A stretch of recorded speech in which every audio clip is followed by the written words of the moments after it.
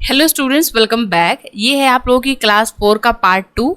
और last class में हम लोगों ने डिस्कस किए थे 3 क्वेश्चन। प्रतिभू कौन होता है, प्रतिभू के दायित्व क्या होते हैं, सह प्रतिभू कौन होता है, उसके दायित्व क्या होते हैं। आज हम डिस्कस करने वाले हैं प्रतिभू के अधिकार। ये बहुत इंपॉर्टेंट है आपका। ये लॉन्ग क्वेश्चन में आपका पूछा जाता है कि प्रतिभू के अधिकार क्या क्या होते हैं। तो आज हम इस वीडियो में यही डिस्कस करने वाले हैं। तो चलिए वीडियो को स्टार्ट करते हैं।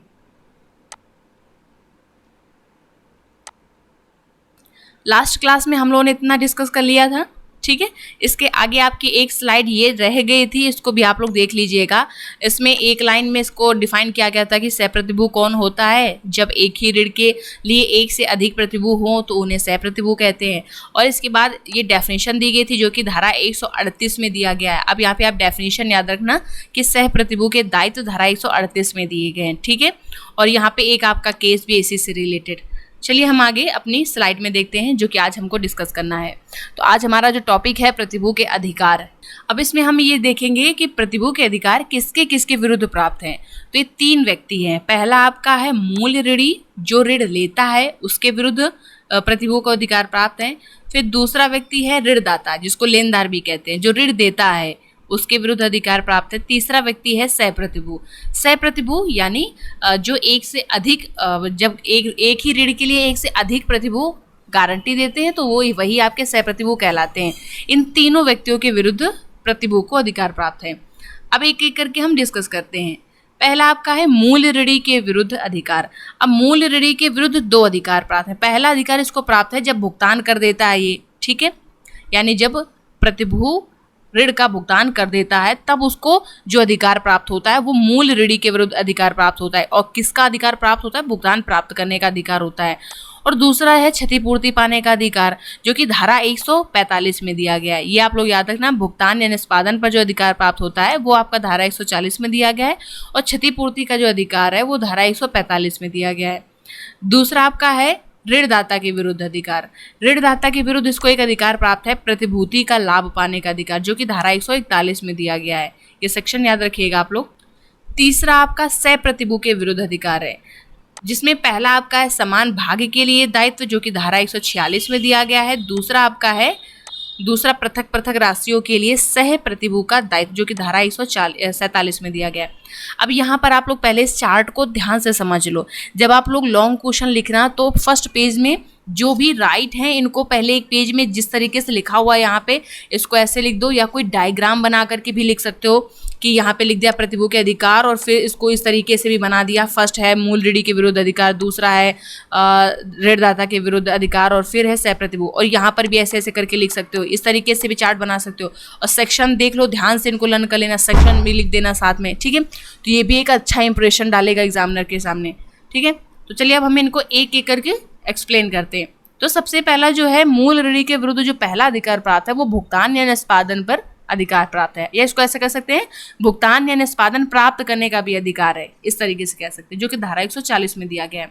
तो इसमें क्या लिखेंगे कि यदि मूल ऋणी के त्रुटि करने पर प्रतिभू ऋण का भुगतान करता है अथवा गारंटी या प्रतिभूति से संबंधित अपने कर्तव्यों का निष्पादन करता है तो उसे वे सारे अधिकार मूल ऋणी के विरुद्ध प्राप्त हो जाते हैं जो ऋणदाता को मूल ऋणी के विरुद्ध प्राप्त है। अब यहाँ पर हम अपना वही पुराना वाला एग्जांपल लेते हैं जो शर्मा जी वाला था। जैसे दुकानदार ने आपको 10,000 रुपये उधार किए थे जब आप मोबाइल लेने गए थे, ठीक है।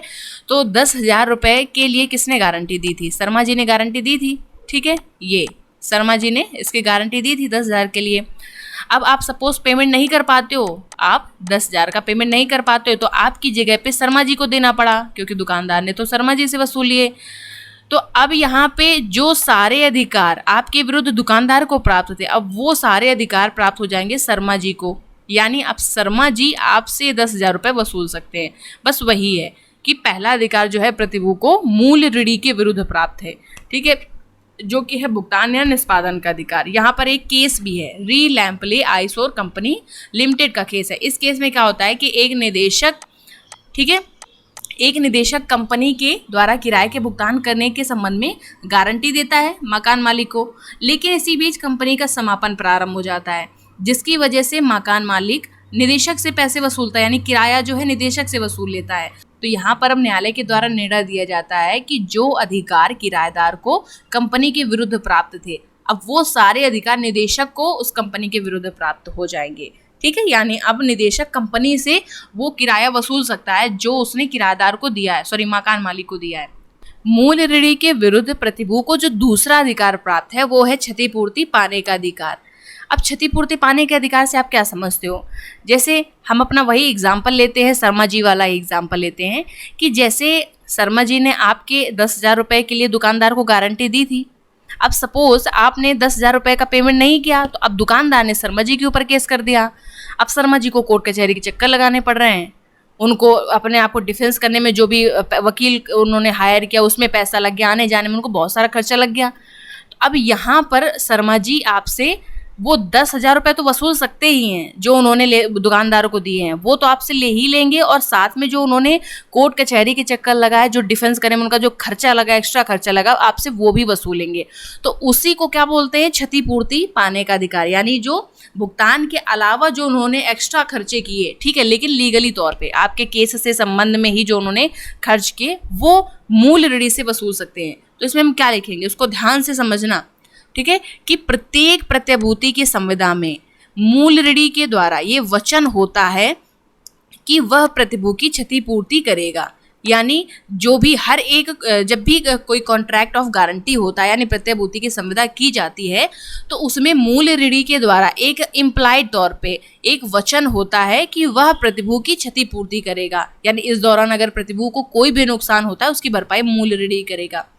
प्रतिभू उन सभी राशियों को प्राप्त करने का अधिकार रखता है जो उसने वैधानिक रूप से चुकाई है, लेकिन यदि प्रतिभू ने कोई राशि गलत ढंग से चुकाई है तो उसे प्राप्त करने का अधिकार प्रतिभू को नहीं होता है। याद रखना कि शर्मा जी ने जो उस केस को डिफेंस करने में खर्च किए हैं वो तो वसूल सकते हैं आपसे, लेकिन आपसे आपके केस से हट करके किसी और मामले में या और कहीं किसी चीज़ से रिलेटेड उन्होंने खर्चा किया है, ठीक है, जो ज़रूरत नहीं थी, तो वहाँ पर फिर वो आपसे वसूल नहीं कर सकते हैं। ओके, अब यहाँ पर एक एग्जाम्पल है जिससे आप और अच्छे से समझ सकते हो कि जैसे ए जो है वो बी का ऋणी है, ठीक है, यानी बी यहाँ पे लेनदार है। इस ऋण के लिए सी प्रतिभू है, बी जो कि लेनदार है सी से धन की मांग करता है, यानी प्रतिभू से मांग करता है, और इसके इनकार करने पर उसके विरुद्ध वाद प्रस्तुत कर देता है। यानी जो लेनदार है वो प्रतिभू के विरुद्ध वाद प्रस्तुत कर देता है। कुछ उचित आधार होने के कारण सी वाद का प्रतिवाद करता है, किंतु सी व्यय सहित ऋण चुकाने के लिए बाध्य होता है। यहाँ पर सी ए से, ए यानी यहाँ पे जो मूल ऋणी है और सी प्रतिभू है, सी अब ए से मूल ऋण के साथ साथ कानून जो वाद में उन्होंने जो कानूनी व्यय किया, यानी वाद में अपने आप को डिफेंस करने में जो उन्होंने खर्चा किया है, वो दोनों पाने का अधिकारी है। ठीक है, अब दूसरा जो अधिकार प्रतिभू को प्राप्त है वो है ऋणदाता के विरुद्ध, यानी लेनदार के विरुद्ध दूसरा अधिकार प्राप्त है। अधिकार क्या है? प्रतिभूति का लाभ पाने का अधिकार, ये धारा 141 में दिया गया है, और क्षतिपूर्ति पाने का अधिकार धारा 145 में दिया गया है, और भुगतान प्राप्त करने का अधिकार धारा 140 में दिया गया है, ये याद रखना। तो प्रतिभू को ऋणदाता के विरुद्ध कौन सा अधिकार प्राप्त है? प्रतिभूति का लाभ पाने का अधिकार। अब प्रतिभूति क्या है, अब इसको समझने के लिए हम वही पुराना वाला एग्जांपल लेते हैं। जैसे कि जब आप दुकान में गए थे मोबाइल लेने, 20,000 का आपके पास 10,000 थे, आपने 10,000 दे दिए थे और 10,000 आपने उधार कर दिए थे, ठीक है। और इस 10,000 के संबंध में ही शर्मा जी ने गारंटी दी थी कि आप इसको दे दो अभी ये मोबाइल, और ये सुबह आकर के 10,000 आपको दे देगा आके। लेकिन दुकानदार नहीं माना, तो शर्मा जी ने भी इसकी गारंटी दी कि मैं आपको गारंटी देता हूँ कि ये सुबह आकर के आपको 10,000 देगा, अगर नहीं देगा तो मैं इसकी जगह पे आपको दे दूंगा, ठीक है। आपने क्या किया, गारंटी शर्मा जी ने दे दी, आपने क्या किया, अपने 8,000 की अंगूठी भी घड़ी भी दे दी, 8,000 की आपने दुकानदार को घड़ी भी दे दी कि आप ये भी रख लो, अगर आपको यकीन नहीं हो रहा है तो आप सिक्योरिटी के लिए आप ये भी रख लो, ठीक है। तो सपोज कंडीशन ऐसी होती है कि आप अगले दिन सुबह नहीं आए, दुकानदार को आपने 10,000 नहीं दिए, तो फिर दुकानदार ने शर्मा जी से कहा कि आपने इसकी गारंटी दी थी, आप दीजिए हमें 10,000 रुपये। तो फिर मजबूरन इनको शर्मा जी को देना पड़ गया, क्योंकि ये प्रतिभू हैं, इनको भुगतान करना पड़ गया। तो अब यहाँ पे ये जो 8,000 की घड़ी थी दुकानदार के पास, अब ये किसके पास जाएगी? तो बस यही जो हमारा ये अधिकार पढ़ रहे हैं, बस यही है कि ये जो 8,000 की घड़ी है ये आपकी क्या है? प्रतिभूति। अब इस प्रतिभूति का लाभ प्राप्त करने का अधिकार शर्मा जी को है, यानी प्रतिभू को है। और वही आपका अगला प्रतिभू का अधिकार है ऋणदाता के विरुद्ध। ऋणदाता के विरुद्ध प्रतिभू को जो अधिकार प्राप्त है वो है प्रतिभूति का लाभ प्राप्त करने का अधिकार। इसमें हम क्या लिखेंगे कि प्रतिभू को ऐसी प्रत्येक प्रतिभूति का लाभ प्राप्त करने का अधिकार है जो प्रतिभूति की संविदा करते समय ऋणदाता के पास मूल ऋणी के विरुद्ध हो, चाहे प्रतिभू ऐसी प्रतिभूति के विषय में मालूम हो अथवा नहीं। यानी शर्मा जी को चाहे मालूम हो कि दुकानदार के पास 8,000 की घड़ी भी गिरवी रखी है या ना मालूम हो, अगर प्रतिभू ने उसका पेमेंट कर दिया है तो फिर प्रतिभू को यह अधिकार प्राप्त हो जाता है कि जो भी प्रतिभूति लेनदार के पास रखी है मूल ऋणी की, वो प्रतिभू को प्राप्त करने का अधिकार या उसका लाभ प्राप्त करने का अधिकार हो जाता है प्रतिभू को। ठीक है। यदि ऋणदाता ऐसी प्रतिभूति को खो देता है या बिना प्रतिभू की सहमति के उस प्रतिभूति को पृथक कर देता है तो प्रतिभू उस प्रतिभूति के मूल्य की सीमा तक दायित्व से मुक्त हो जाता है। इसको ध्यान से समझिएगा इस पॉइंट को कि अगर जो लेनदार है वो उस प्रतिभूति को खो देता है, यानी दुकानदार इस 8,000 की घड़ी को खो देता है या फिर बिना प्रतिभू की सहमति से उस प्रतिभूति को पृथक कर देता है, तो यहाँ पर जो प्रतिभू होता है वो उस मूल्य की सीमा तक अपने दायित्व से मुक्त हो जाता है। यानी यहाँ पे अगर लेनदार इस 8,000 की घड़ी को खो देगा तो फिर शर्मा जी सिर्फ और सिर्फ 2,000 रुपये ही देंगे इसको, कि 8,000 की घड़ी हो जाएगी और 2,000 रुपये का पेमेंट करेंगे, बस उसके आगे का करेंगे ही नहीं। प्रतिभू का जो तीसरा अधिकार है वो सह प्रतिभू के विरुद्ध प्राप्त है। किसके विरुद्ध प्राप्त है? सह प्रतिभू के विरुद्ध। सह प्रतिभू कौन होता है कि जब एक ही ऋण के लिए एक से अधिक प्रतिभू गारंटी देते हैं उन्हीं को सह प्रतिभू बोलते हैं। तो सह प्रतिभू के विरुद्ध 2 अधिकार प्राप्त है। पहला आपका है समान भाग के लिए दायित्व, जो कि धारा 146 में दिया गया है, जिसको कह सकते हैं कि समान अंश के भुगतान का अधिकार। ठीक है, समान अंश के भुगतान का अधिकार। उम्मीद है कि आप लोगों को अभी तक जो भी मैंने समझाया वो समझ में आ रहा होगा। अगर समझ में आ रहा हो तो वीडियो को ज़रूर लाइक कर देना, मुझे अच्छा लगेगा। और एक बार फिर से हम सेक्शन रिवाइज कर लेते हैं। भुगतान एवं निष्पादन पर अधिकार प्राप्त है धारा 140 में। धारा 145 में क्षतिपूर्ति का अधिकार, क्षतिपूर्ति प्राप्त करने का अधिकार है। धारा 141 में प्रतिभूति का लाभ प्राप्त करने का अधिकार है, जो कि आपका लेनदार के विरुद्ध था। और आपका अगला है ये धारा 146 में समान भाग के लिए दायित्व। ठीक है, जिसको समान अंश के भुगतान का अधिकार भी कह सकते हैं। अब इसमें क्या है तो ध्यान रखिएगा, जैसे कि किसी ऋण के लिए जैसे 5 सह प्रतिभू हैं और 5 लोगों ने 10,000 के लिए गारंटी दी है, तो यहाँ पर जितने भी प्रतिभू हैं सभी के, यानी 5 प्रतिभू हैं तो पाँचों प्रतिभू के अंश में 2-2 हज़ार रुपये आ रहे हैं। ठीक है, यानी 2-2 हज़ार रुपये का भुगतान करना पड़ेगा पांचों प्रतिभूओं को। अगर उनमें से कोई 3,000 का भुगतान कर देता है और कोई 1,000 का भुगतान कर देता है, तो जो 3,000 का भुगतान कर देता है उसको ये अधिकार प्राप्त है कि उस सह प्रतिभू से जिसने 1,000 का किया है उससे 1,000 और ले सकता है, यानी मांग सकता है, ताकि बराबर हो जाए सबका। ठीक है, तो इसमें हम लोग क्या लिखेंगे, ये धारा 146 में एक्ट की डेफिनेशन है, उसमें लिखा है कि जब 2 या 2 से अधिक व्यक्ति समान ऋण या दायित्व के लिए या तो पृथक पृथक या तो संयुक्त रूप से सह प्रतिभू हैं, जो विपरीत संविदा के अभाव में प्रत्येक प्रतिभू पारस्परिक रूप में संपूर्ण ऋण के लिए अथवा मूल लेनदार द्वारा भुगतान न किए गए अंश में उत्तरदायी होंगे। अब यहाँ पे हम एक एग्जाम्पल लेते हैं जिससे आपको और अच्छे से समझ में आ जाएगा। एक्स, वाई तथा जेड 6,000 रुपये के ऋण के लिए जो ए के द्वारा बी को दिया गया है सह प्रतिभू है, यानी यहाँ पर एक्स, वाई, जेड तीनों सह प्रतिभू हैं जो कि 6,000 रुपये के लिए गारंटी देते हैं। और ये ऋण ए के द्वारा बी को दिया गया है। किसको दिया गया है? ए के द्वारा बी को दिया गया है। बी भुगतान करने में त्रुटि करता है, यानी बी भुगतान करने में असफल हो जाता है। ठीक है, ऋण का भुगतान नहीं कर पाता है, तो एक्स, वाई, जेड प्रत्येक 2,000 चुकाने के लिए बाध्य हैं। अब ये तीनों सह प्रतिभू के अंश में 2-2 हज़ार आएंगे। अब ये 2-2 हज़ार रुपये चुकाने के लिए बाध्य होंगे।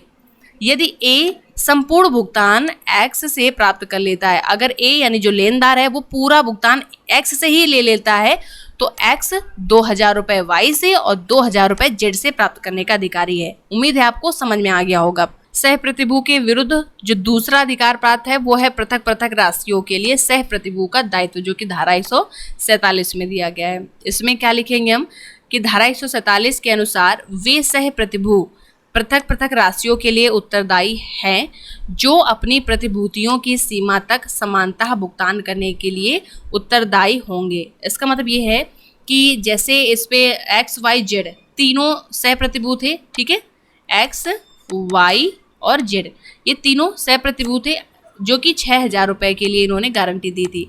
तो यहाँ पर ये भी ये कह सकते हैं, जैसे एक्स है ये कह सकता है कि मैं केवल और केवल 2,000 रुपये तक के लिए ही लायबल हूँगा, या मैं केवल और केवल 2,000 रुपये के लिए गारंटी दे रहा हूँ। यहाँ पे वाई कह सकता है मैं 3,000 रुपये के लिए गारंटी दे रहा हूँ, ठीक है। ये कह सकता है, क्लियर कर सकता है कि वो कितने रुपए के लिए लायबल होगा। ये जो है जेड ये कह सकता है कि मैं 1,000 रुपये तक के लिए ही गारंटी दे रहा हूँ, ठीक है।